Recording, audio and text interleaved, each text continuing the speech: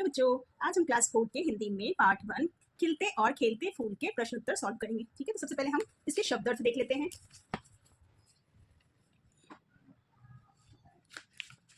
तुम्हारा पहला शब्द है भारती मीन्स भारतवर्ष या भारत माता। नव, नव मीन्स आकाश। आस, आस मीन्स आशा या उम्मीद। नेक्स्ट है पथ, पथ मीन्स मार्ग। शूल, शूल मीन्स कांटे। बबूल मीन्स कांटे वाला एक पेड़। ठीक है, तो ये हो गया हमारे शब्द अर्थ। अब हम इसके प्रश्न उत्तर देख लेते हैं। इससे पहले हम मुहावरे देख लेते हैं। यहाँ पे 2 मुहावरे भी दिए गए हैं। पहला मुहावरा है दिन दूनी रात चौगनी मीन्स दिनों दिन तरक्की करते जाना।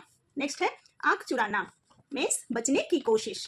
ठीक है, अब हम इसके प्रश्न उत्तर देख लेते हैं। तुम्हारा पहला प्रश्न है कविता में फूल किसे कहा गया है? तो इसके उत्तर है कविता में फूल भारत के नौजवानों को कहा गया है। नेक्स्ट क्वेश्चन है हमारा कवि किसको कभी ना भूलने की बात कह रहा है? तो इसका उत्तर है कवि अपनी भारत माता को कभी ना भूलने की बात कह रहा है।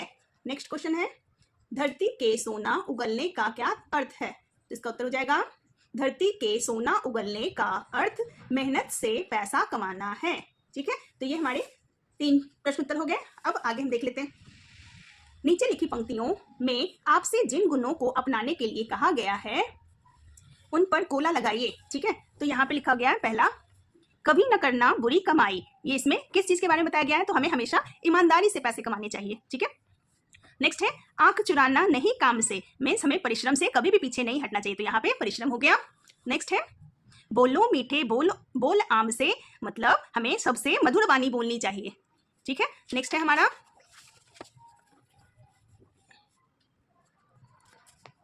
हिल मिलकर रहना जीवन में मीन्स सबके साथ हमें सद्भाव से रहना चाहिए। ठीक है, सद्भाव से रहना चाहिए, मित्रता नहीं, सद्भाव से रहना चाहिए।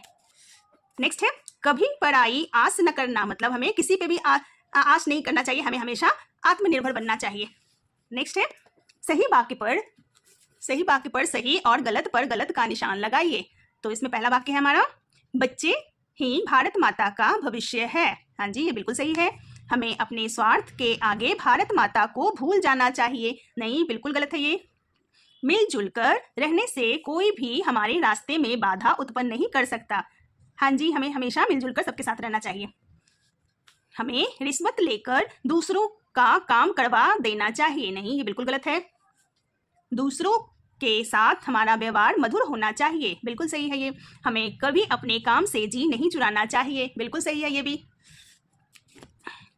ठीक है, नेक्स्ट है पसीने की बूंद बोने का अर्थ है मेहनत करना। हाँ जी, ये भी बिल्कुल सही है। ठीक है, नेक्स्ट क्वेश्चन है हमारा भाषा और व्याकरण।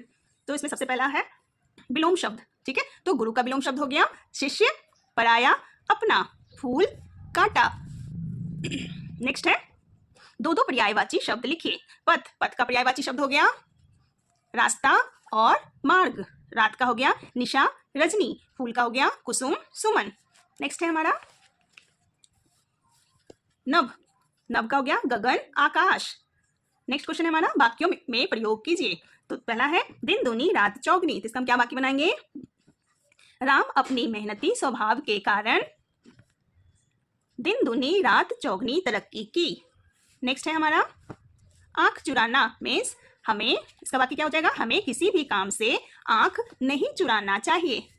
ठीक है, नेक्स्ट है नेक्स्ट क्वेश्चन हमारा है यहाँ पे दिया गया है नीचे दिए गए संज्ञा शब्दों को उनकी सही भेद तालिका में लिखिए। ठीक है, तो यहाँ पे दिया गया है 3 संज्ञा दिए गए हैं, व्यक्तिवाचक संज्ञा, जातिवाचक संज्ञा और भाववाचक संज्ञा। तो यहाँ पे कुछ शब्द दिए गए हैं, अब उनको बोला जा रहा है कि कौन से संज्ञा है।